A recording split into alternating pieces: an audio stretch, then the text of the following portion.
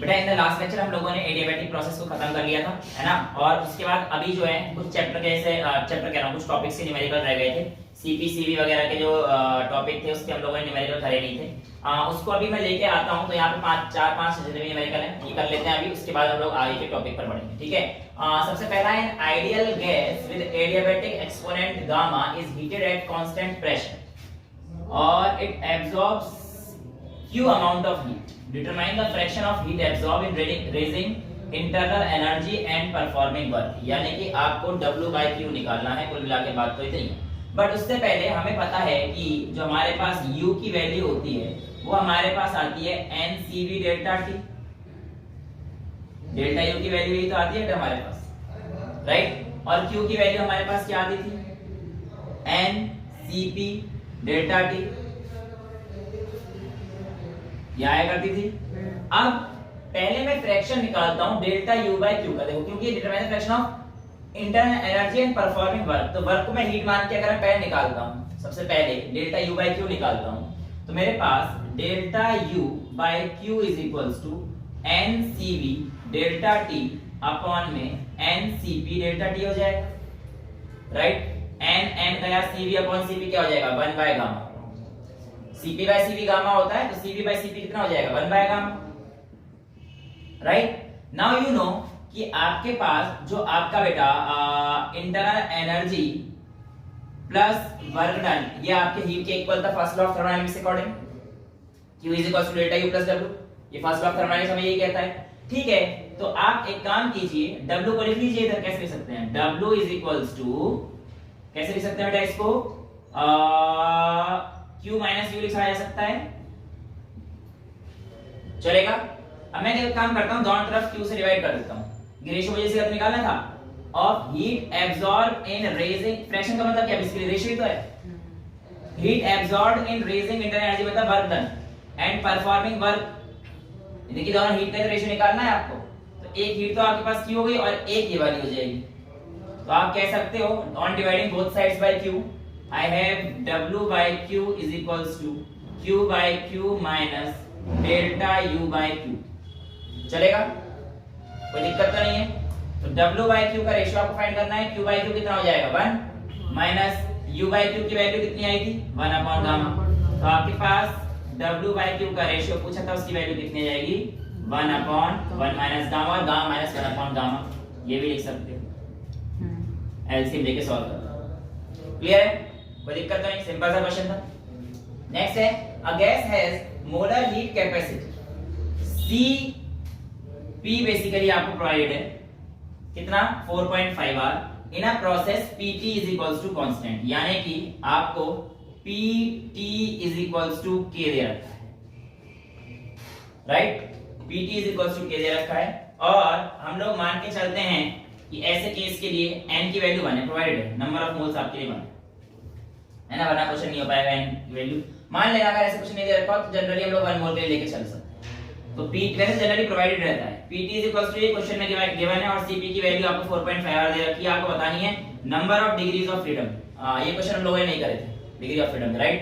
क्योंकि मैंने कहा था इस क्वेश्चन में कराऊंगा, बट यहां पे Cp Cv से रिलेटेड तो कर सके क्वेश्चन करा सकता हूं मैं आपको। तो देखिए कैसे करेंगे।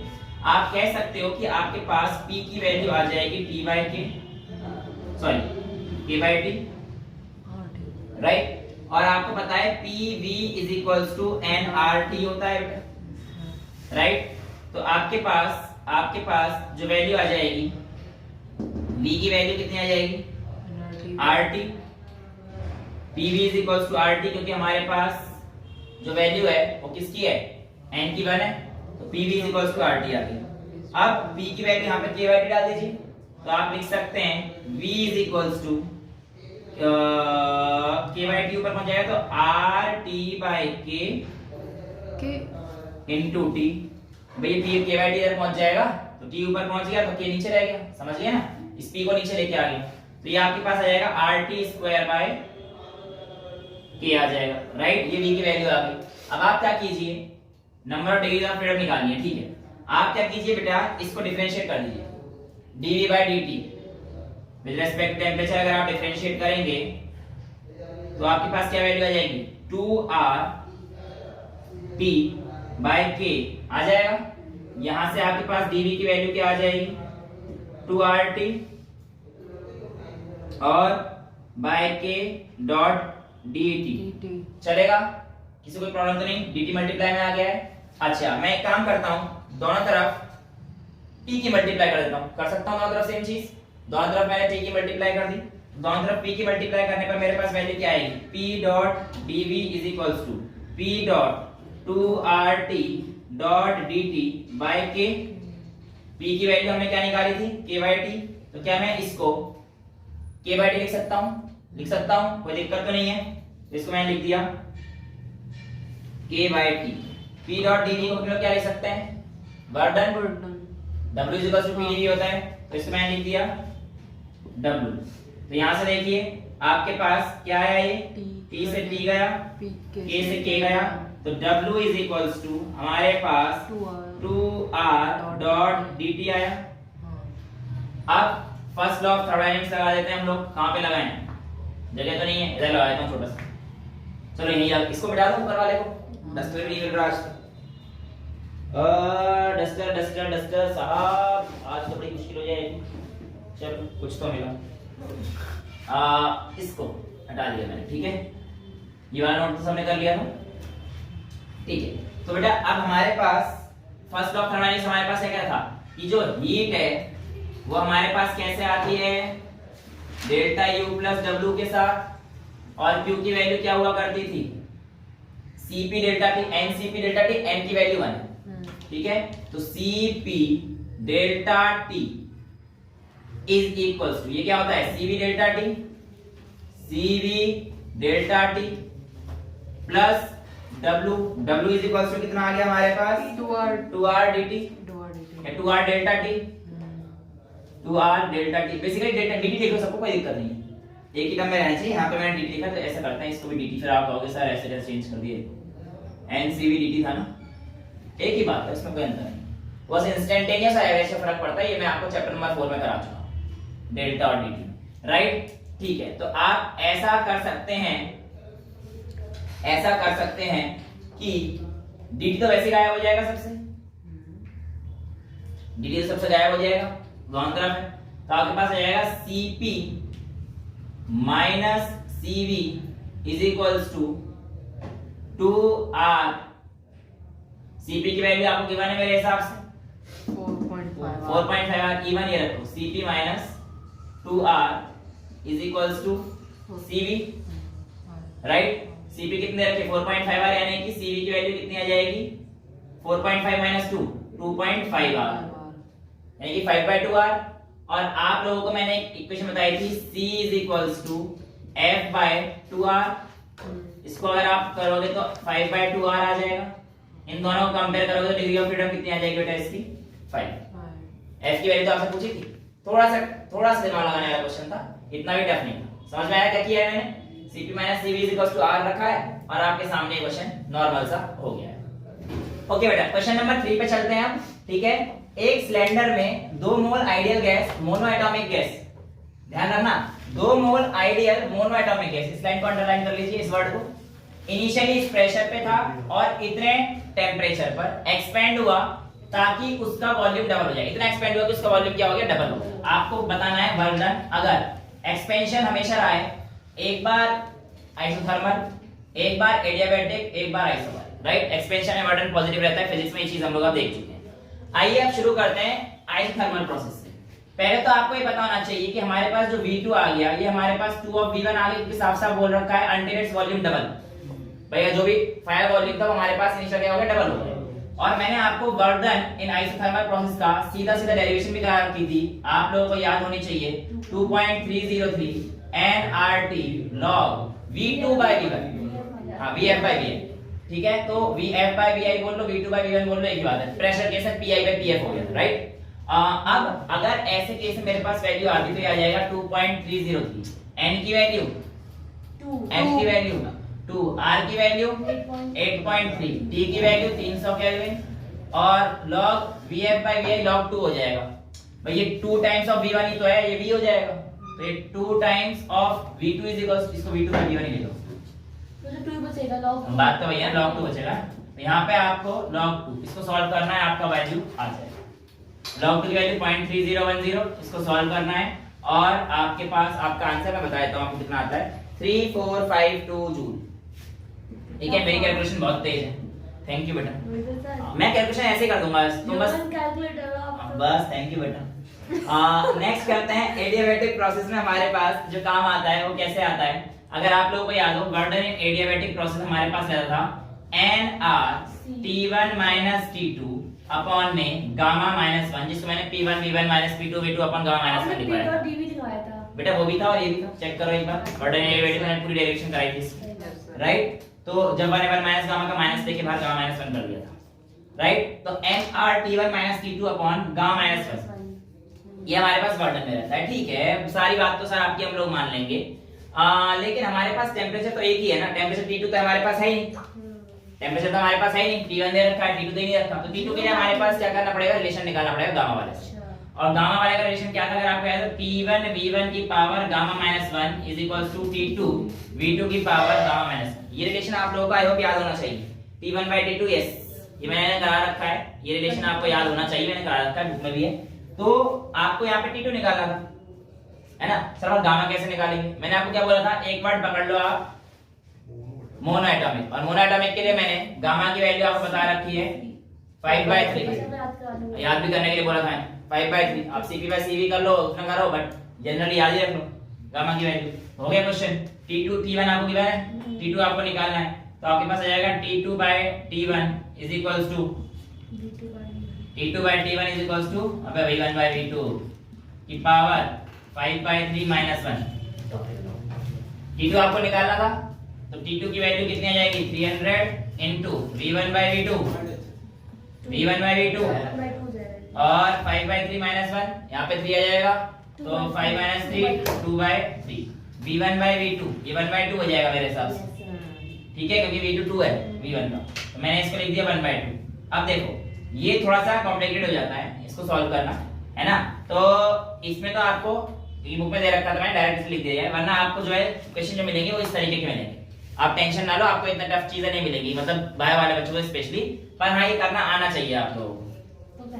इसको मैं अलग सी क्लास में आपके सब की रूट वगैरह सिखा दूंगा, कि यहाँ पे अगर मैं सिखाने लगा इन सब चीजों को तो निकल जाएगी आधा घंटा पौना घंटा, ठीक है। तो ये क्लास के बाद पूछ लेना, लॉग वगैरह के मैंने आपको सिखा रखा है, बिना लॉग टेबल यूज करें तो इसकी भी मैं ऐसी चीज सिखा दूंगा कि आप लोग किस तरीके से अपना अच्छा आंसर लेके आ सकते हैं। तो यहाँ पे आप सॉल्व करेंगे तो T2 की वैल्यू बेटा 189 केल्विन आ जाएगी, ठीक है, समझ में आता है। तो T2 की वैल्यू आपके पास ये आ गई। अब यहाँ पर अगर हम लोग बात करेंगे तो मेरे पास T2 आ गया है, T1 है, T2 है, 2 मोल है, R की वैल्यू है, गामा की वैल्यू है, -1 की वैल्यू, तो आपके पास वर्डन इन एडियाबैटिक सॉल्व करके आंसर आ जाएगा। एक मिनट में कैलकुलेशन कर रहा हूँ, 2764 चलेगा। सारी चीज मैंने निकाल दी है, मैं नीचे सोचता हूँ क्योंकि नीचे किताब है सीधा दे रखा है। तो ये वैल्यू हमारे पास है, आपको तरीका सी कोई प्रॉब्लम तो नहीं है इसमें, क्योंकि कैलकुलेशन तो थर्ड फोर्थ क्लास में सिखाते हैं, मैं लूंगा भी आधे घंटे क्लास में थर्ड फोर्थ वाली, ये वाली सिखाने के लिए। यहाँ तक चीजें क्लियर है, यहाँ तक चीजें क्लियर है, इसमें कोई दिक्कत नहीं है। लास्ट हमारे पास कौन सा है, आइसोबारिक। आइसोबारिक में तो हमारे पास कोई दिक्कत ही नहीं थी, क्या रहता था, P delta V P V2 minus V1, ठीक है। तो सर आपके पास जो वर्डन आ जाएगा वो आ जाएगा P times of V2 minus V1, यानी कि जो आपका वर्डन आ जाएगा V2 2V1 माइनस V1, यानी कि P V1 आ जाएगा, P times of V1। Pressure आपको गिवन था, प्रेशर तो आपको गिवन था राइट, बट प्रॉब्लम ये है कि आपके पास V1 नहीं है, V की टर्म्स में आंसर नहीं, आंसर निकालना पड़ेगा क्योंकि आपको ये सारी चीजें गिवन है ना, और ऑप्शन में V की टर्म्स में आंसर नहीं था, आंसर दे रखा है। तो बेटा आप लोग यहाँ पे सिंपल सा ऐसे कर दीजिए ना, P1 V1 is equals to nRT1, यहाँ से आप PV is equals to nRT, PV is equals to nRT1 पर, तो यहाँ से आप आराम से V1 के निकाल सकते हैं क्योंकि P1 आपको प्रोवाइडेड है, N प्रोवाइडेड है, R प्रोवाइडेड है, T प्रोवाइडेड है, तो यहाँ से V1 निकाल लोगे। V1 निकाल के दिखाऊं, 498 आया था, कितना आया था, 4.98 into 10 की पावर -3 आया था, बिना वैल्यू डाले 4.98 into 10 की पावर -3। ये आपके पास वॉल्यूम की वैल्यू आई है 10 की, हाँ बिल्कुल यही है, ठीक है। और इसके बाद आप लोग यहाँ से पीक में 10 की पावर से मल्टीप्लाई कर देना, आपका आंसर आ जाएगा 4980 जूल। वाओ, वेरिएबल की घुमावट से बना दिया आंसर, देखा ऐसी होनी चाहिए कैलकुलेशन। हाँ। किताब में देख के एक बार में सही कर लो, पर पता तो होना चाहिए किताब में हुआ क्या है। चलिए यहाँ पर देखते हैं, ये क्वेश्चन थोड़ा सा हो सकता है आपको परेशान करे, लेकिन परेशान होना नहीं, हो सकता है थोड़ा सा परेशान कर दे, लेकिन मेरे हिसाब से तो आप लोग परेशान नहीं होंगे, क्योंकि वैल्यूज मैं जो है आंसर की आपको सीधे से दे दूंगा, कोई टेंशन लेने वाली चीज नहीं है। जहां पे कैलकुलेशन टफ आएगी वहां पे मैं आपको वैल्यूज दे दूंगा बुक से देख के, बट तरीका सीखना जरूरी है, राइट। अब यहाँ पर देखिए क्वेश्चन क्या कहता है आपसे। क्वेश्चन कह रहा है tyre pump to a pressure of 6 atmosphere suddenly burst. Room temperature आपको दे रखा है 15 डिग्री सेल्सियस और आपको बताना है calculate temperature of escaping air का टेम्परेचर कितना होगा, ये आप लोगों को बताना है, ठीक है। हाँ बेटा, रूम टेम्परेचर दे रखा है। अब इसमें जो रिलेशन आएगा वो हमारे पास इसका आएगा प्रेशर और टेम्परेचर का रिलेशन आएगा, और प्रेशर और टेम्परेचर का जो रिलेशन आया था वो हमारे पास क्या आया था, P की पावर गामा -1 अपॉन T की power gamma is equals to constant. Check कर लीजिए एक बार, P और T का रिलेशन क्या आया था, मेरे हिसाब से यही था, P की पावर गामा -1 अपॉन T की power gamma is equals to constant, right. अब इस चीज को यूज करते हुए मैं लिख सकता हूं कि P1 T1 is equals to P2 की पावर गामा -1 अपॉन T2 की पावर गामा। चलेगा, कोई प्रॉब्लम, कांस्टेंट था तो मैं P1 P2 को इक्वल रख सकता हूं। अब बेटा यहां पर देखिए बर्स्ट हो चुका है, यानी कि एटमॉस्फेयर में आ चुका है, यानी कि P2 की वैल्यू 180 है, बर्स्ट हो गया ना, तो एटमॉस्फेयर में आ गया। उसके अंदर का प्रेशर बताया तो 6 atm था, तो P2 1 हो गया, ठीक है। T2 आपको निकालना है, और ये कितना है आपके पास 15 डिग्री सेल्सियस, तो 15 का मतलब 288 केल्विन। क्या बेटा और क्या बच रहा है? आप तो कुछ बचा ही नहीं, अब तो यहाँ पे वैल्यू डालनी है बस, लेकिन अभी आपको कैलकुलेशन थोड़ी दिक्कत है बेटा, वो कैसे करें मैं सिखा देता हूँ आपको। यहाँ पर देखिए, यहाँ पर जो P1 की वैल्यू है हमारे पास 6 है मेरे हिसाब से, राइट, और तो मेरे हिसाब से कुछ बचा ही नहीं है, ठीक है। टेम्परेचर निकालना है, T1 के लिए दे रखी है, ठीक है। तो आप T2 की power gamma is equals to T1 की power gamma into P2 bye P1 की पावर गामा -1 लिखा जा सकता है, इसमें तो कोई प्रॉब्लम नहीं है। अब यहाँ पर मैं T2 को निकालना है मेरे को, और इसकी पावर कितनी हो जाएगी बेटा, गामा की value 1.4 is equals to T1 की value 1.4 into P2 bye P1, इसकी वैल्यू हमारे पास कितनी आ जाएगी, गामा माइनस यानी कि 1.4 माइनस यानी कि 0.4। अब ये तो बड़ी दिक्कत वाली कैलकुलेशन है ना बेटा, इसको हम सॉल्व नहीं कर सकते, तो इसके लिए हम लोग क्या लेते हैं बेटा, लॉग लेते हैं। क्या लेते हैं, लॉग लेते हैं, और जो लॉग लेते हैं, ब्लड तो नहीं हो रही है फ्रॉम योर वैलेंटाइन, मेरे वैलेंटाइन से आ रहा है, मैसेज आ रहा है। नहीं भाई मेरी वैलेंटाइन, ये बच्चे बेकार है, निकाल रहे हैं, सही में मैसेज आया, चॉकलेट दे रहा है तो मैं क्या करूंगा, ये बेकार की अफवाह फैलाई जा रही है, ऐसा कुछ नहीं है, मैं कैमरे के सामने साक्षात बोल रहा हूं। अरे नहीं, यहाँ पे मैसेज आया, अरे वो कोई और होगा, स्विगी वाले का होगा। स्विगी वाले वैसे ही तो ऐसे करते हैं, वैलेंटाइन नहीं मनाओगे हमारे साथ। वाह, चलिए यहाँ पर देखते हैं वापस, बैक टू द पॉइंट। इसमें बेटा हम लोग ले लेते हैं लॉग, बस बेटा लॉग ले लेते हैं, लॉग लेने पर क्या हो जाएगा, आपको मैंने कल ही बताया था, log x की पावर n होती है तो n log x बन जाता है, तो ये सारी चीजें आ जाएंगी। 1.4 into log of t2 is equals to 1.4 into log of 288, समझ गए ना, t कितना था, log of 288। देखो मल्टीप्लाई का तो वैसे प्लस होता है, p2 by p1 है, तो प्लस यहाँ पे लिख रहा हूँ, log of p2 by p1 0.4 plus क्यों हो रहा है बेटा, मल्टीप्लाई का फंक्शन तो प्लस का है, तो 0.4 log p2 minus p1, log p2 minus p1, p2 तो हमारे पास 0 हो जाएगा, 0.4 log p1 ये बचेगा ना भाई, p2 तो log 1 है, log 1 तो 0 हो जाएगा, तो ये तो कहानी खत्म। प्लस माइनस माइनस, तो मैं कुल मिला के चलो लिख ही दिया, अब तो एक step 1.4 times log of t2 is equals to 1.4 log of 288 minus 0.4 log 6। चलेगा, कोई दिक्कत तो नहीं है, ठीक है। अब मेरी बातों को ध्यान सुनना बेटा, 1.4 log t2 को तो हम छेड़ ही नहीं सकते, इसको तो ऐसे करना पड़ेगा। log 288 मैंने आपको निकालना सिखा रखा था, 300 का निकाल के हल्का सा माइनस कर दो, 300 का कितना हो जाएगा 3 into 100 यानी कि 2.48, और पीछे करेंगे तो 2.47 मान के चल लेते हैं, तो 1.4 into 2.47 माइनस 0.4 log 6 कितना था 0.77 गुड तो 0.4 into 0.77 इसको सॉल्व कर देंगे तो आपके पास जो भी वैल्यू आएगी यहाँ पर 1.4 log t2 is equals to मैं इसकी वैल्यू बताता हूँ आपको भी चेक करके कहाँ गया क्वेश्चन ये रहा इसकी वैल्यू आई है बेटा 3.1526 3.1526 अब देखो आगे क्या यहाँ तक समझ में आ गया कैसे सॉल्व करना है लॉग लेके log t2 की वैल्यू आपके पास आ जाएगी 3.1526 बाय 1.4 ठीक है तो t2 की वैल्यू क्या आ जाएगी इसका एंटी लॉग लॉग ये है तो इसका क्या आ जाएगा एंटी लॉग भी निकालना है आपको सिखा रखा है ठीक है तो लॉग और एंटी लॉग की जो वैल्यू है वो आप लोग यहाँ से डाल देंगे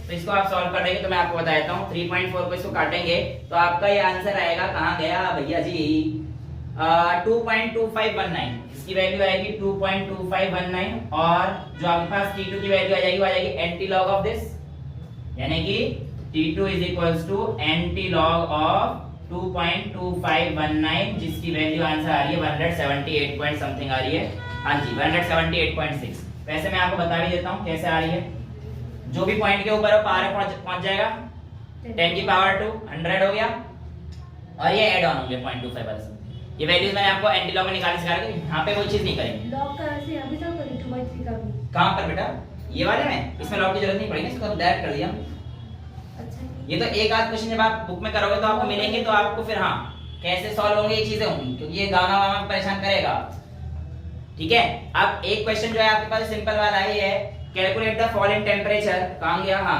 of helium initially at 15 degree Celsius when it is suddenly expanded to 8 times its volume यानी कि इस बार आपके पास जो कहानी है वो बहुत सिंपल सी है कैसे ये देखिए फॉल इन टेंपरेचर बताना है ठीक है अब यहाँ पर जरा एक चीज को ध्यान रखिएगा ये चीज है ना क्योंकि आंसर निकालने के बाद आप हो सकता है गलत कर देंगे सडनली इनिशियली वो कितने पर है 15 तो 288 केल्विन पर ही है राइट अच्छा इस बार V2 कितना हो जाएगा 8 टाइम्स यानी कि V2 is equals to 8 times of V1 हो जाएगा राइट और आपको क्या करना है टेंपरेचर तो भैया टेंपरेचर और वॉल्यूम की इक्वेशन लगेगी टेंपरेचर और वॉल्यूम की इक्वेशन क्या हम लोग लगा चुके हैं हाँ जी ये लगा चुके हैं तो ये वाले फॉर्मूला यूज कर सकता हूं तो आप लिख सकते हैं इस क्वेश्चन के लिए कि सर आपकी जो वैल्यू है T2 by T1 is equals to V1 by V2 की power gamma minus 1 sir gamma का कोई हिंट वगैरह दे रखा दे रखा है इवन दे दिया है और ना भी दिया होता तो आपको क्या पकड़ना था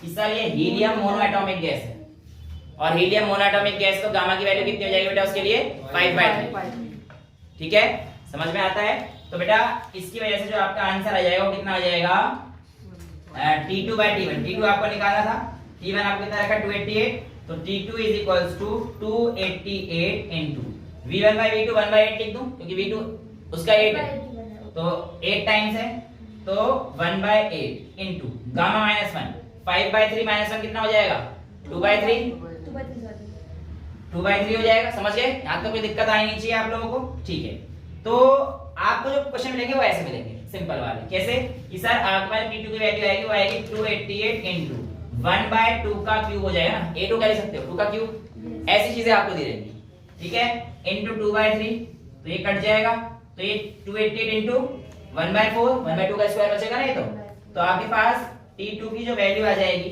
वो आ जाएगी 288 into 1/2 का स्क्वायर यानी कि 1/4 लिख दूं इसको इससे काटिए 72 आएगा 4 से 28 72 आएगा तो आपके पास जो वैल्यू आएगी वो कितनी आएगी T2 is equals to 72 लेकिन रुक जाओ आपके ऑप्शन में दे रखा होगा 72 और आपका गलत हो जाएगा क्यों क्वेश्चन ने पूछा फॉल इन टेंपरेचर कितना होगा तो माइनस करना पड़ेगा आपको इसमें से जो आपके पास इनिशियल था देयरफॉर जो आपके पास फॉल इन टेंपरेचर आएगा बेटा वो कितना आएगा 288 में से 72 माइनस कर दी 260 72 माइनस रहे नहीं 216 ठीक है केल्विन तो ये आप लोगों के पास फाइनल आंसर आ जाता है जिसमें आपको ध्यान रखना होता है ठीक है 5 न्यूमेरिकल थे ठीक ठाक से इनमें बताइए किसी को भी कोई प्रॉब्लम है हाँ स्टार्टिंग के तो आप लेट आए थे उसके बाद में बात करेंगे और कोई जो बच्चे यहाँ पे पहले से थे उसमें बताइए नहीं ठीक है ये समझाता हूँ क्लास का ठीक है इसे नोट करो फिर आगे बढ़ते हैं अब बेटा जो हमारे पास अगला टॉपिक आता है वो आता है गैसियस मिक्सचर का किसका आता है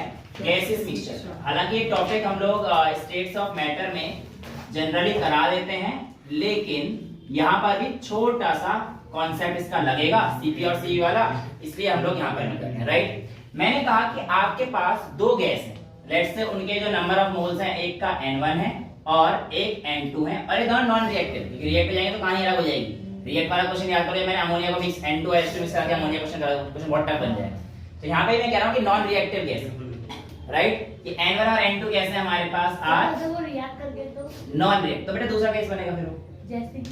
जैसे कि जो मैंने आपको रिएक्शन कराई थी, N2 और H2 वाला गैस फटेगी तो अमोनिया बनाएगा, उसका पूछेगा CpCv कितना आएगा उसका। अच्छा वैसे क्वेश्चन। हाँ जी, ठीक है। तो अभी मैं कैसे लेके चल रहा हूँ, नॉन रिएक्टिव है और इनको मैंने मिक्स किया है, are mixed in a vessel of volume V, right. तो आपसे दो तीन चीजें आपको पूछी जाती है, एक पूछा जाता है कि molecular weight of a mixture कितना है, दूसरा आपसे पूछा जाता है इसका Cp कितना है, और तीसरा आपसे पूछा जाता है मतलब Cv ऑफ मिक्सचर कितना है और Cp ऑफ मिक्सचर कितना है, ये आपसे पूछा जाता है, ठीक है। ठीक है, कोई प्रॉब्लम थोड़ी है। आपके पास इसके जो नंबर ऑफ मॉलिक्यूल्स हैं वो आप कैसे निकालते हो, number of molecules is upon Na is equals to number of moles, यानी कि नंबर ऑफ मॉलिक्यूल्स इसमें लिख सकता हूं Na इज इक्वल्स टू ये नहीं N1 बड़ा वाला N1 ले लेता हूं, is equals to N1 into Na where Na is the Avogadro number. अब केमिस्ट्री है प्लीज यहाँ पे थोड़ी सी, ठीक है। सिमिलरली आपके पास N2 की वैल्यू कितनी आ जाएगी, N2 into Na आ जाएगी, यस सर। यहाँ तो कोई प्रॉब्लम नहीं है। अब आपके पास जो मॉलिक्यूलर वेट ऑफ मिक्सचर है उसको निकालने के लिए आप लोग कैसे करेंगे, ये आपसे पूछा जाता है, ठीक है। तो मॉलिक्यूलर वेट ऑफ मिक्सचर, देखो ये भी आपको पता होगा ना, number of moles is equals to weight upon में मॉलिक्यूलर वेट, ये भी आप लोगों को पता रहना चाहिए, ये तो बहुत छोटी मोटी बात है। तो आप लोगों से सिंपल पूछ जाएगा मॉलिक्यूलर वेट ऑफ मिक्सचर कितना होगा, तो ये आप लोगों को सीधा फॉर्मूला मैं आपको बता रहा हूं, N1M1 प्लस N2M2 अपॉन में N1 प्लस N2, ये मैंने चैप्टर नंबर फर्स्ट में भी आपको कराया केमिस्ट्री, राइट। तो मॉलिक्यूलर वेट ऑफ मिक्सचर का हमारे पास छोटा सा जो फॉर्मूला है ये आप लोगों को डायरेक्ट याद रहना चाहिए। यहां तक किसी बच्चे को कोई डाउट है, क्लियर है, आगे चल सकते हैं। अब हमारे पास आता है कि आप लोगों के पास Cv ऑफ मिक्सचर कितना आता है, तो आप कह सकते हो सर हमारे पास फॉर्मूला होता NCV डेल्टा T, राइट। लेकिन ये फॉर्मूला तो अब नॉर्मल के लिए थोड़ी है, तो पूरा मिक्सचर बन चुका है, तो आप कहोगे कि सर टोटल मिक्सचर के मतलब हमारे पास जो नंबर ऑफ मोल्स है N की जगह वो N1 प्लस N2 हो गई और Cv की जगह पर Cv मिक्सचर आ गया है, डेल्टा T की जगह डेल्टा T रहेगा is equals to N1 C times of V1, delta T थोड़ी चेंज होगा तो सेम ही रहेगा, plus N2 C V2 of delta T हो जाएगा, राइट। डेल्टा T मेरे हिसाब से दोनों तरफ आ रहा है तो इसे काट सकते हैं, कोई दिक्कत नहीं है, काट दें, चलिए काट दिया सर। तो Cv जो मिक्सचर है उसकी वैल्यू हमारे पास आ जाएगी N1 CV1 plus N2 CV2 upon में N1 प्लस N2, मेरे हिसाब से बिल्कुल यही आई है। Cv ऑफ मिक्सचर हमारे पास कितना आता है ये आपको पता होना चाहिए। हाँ तो बिल्कुल भैया, बस छोटी सी बात है कि आपसे अगर पूछे तो आपको पता होना चाहिए कि कैसे आता है, राइट। अच्छा, Cv की वैल्यू आप लोगों को मैंने ये भी करवाई थी, Cv is equals to R upon gamma minus 1 कराई थी, याद है। तो आप लोगों के पास जो वैल्यू आएगी यहाँ पर आप लोगों को इसको पुट करना है, इसी टर्म्स में आंसर देना है, तो ठीक है डाल देते हैं। हाँ जी, Cv की जगह बेटा, तो आपके पास क्या आ जाएगा बताइए, आप निकाल क्या रहे हो? इसको करने के तरीके, आपको क्वेश्चन देगा तो इसका ये Cv दे रखा है, इसका ये है, इसका ये मिक्सचर का, तो बताइए Cv ऑफ मिक्सचर कितना है, तो मैं आपको डायरेक्ट फार्मूला बता रहा हूं, मैं थोड़ा कुछ निकाल रहा हूं, तो Cv और Cv ऑफ मिक्सचर निकाल रहा हूं। सिमिलरली जो Cp ऑफ मिक्सचर आएगा वो कैसे आएगा, वो आ जाएगा N1 Cp1 plus N2 Cp2 upon N1 plus N2, बस ठीक है। और इसकी टर्म्स में अगर आपको देना है तो आप कैसे देंगे, Cv की जगह आप रख सकते हैं R upon gamma minus 1 is equals to N1 की जगह पर तो आप N1 ही रखिए, Cv1 की जगह पर R तो कांस्टेंट है अपॉन यहाँ पे N1 माइनस N2 इधर यहाँ पे लिखता हूँ Cv is equals to R upon gamma minus 1, यहाँ पे N1 प्लस N2 भी रहने देते, right. R upon gamma 1 minus 1, gamma 1 लेंगे ना, यहाँ पे हमारे पास Cv1 है, ठीक है, plus N2 into R bye gamma 2 minus 1। R मेरे हिसाब से समय कॉमन आ ही रहा है, कट जाएगा तो आपके पास बचेगा N1 प्लस N2, ये मल्टीप्लाई में है ना, into gamma minus 1 is equals to N1 by gamma minus 1 plus N2 by gamma 2 minus 1। तो भैया किसी भी टर्म्स में आपसे पूछ सकता है, तो आप लोगों को चीजें पता रहनी चाहिए कि भैया कैसे आता है। तो N1 प्लस N2 बिल्कुल यही चीज आप लोगों के सामने आ रही है और आपको समझ में आ गया होगा कहां से है। यहाँ तक किसी बच्चे को कोई डाउट है? तो ये Cp of mixture, Cp Cv of mixture कैसे निकालते हैं, ये आप लोगों से पूछा जाता है। ठीक है, अब चलते हैं आज के लास्ट टॉपिक में कि जो फर्स्ट लॉ ऑफ थर्मोडायनेमिक्स है, बहुत सिंपल सा है।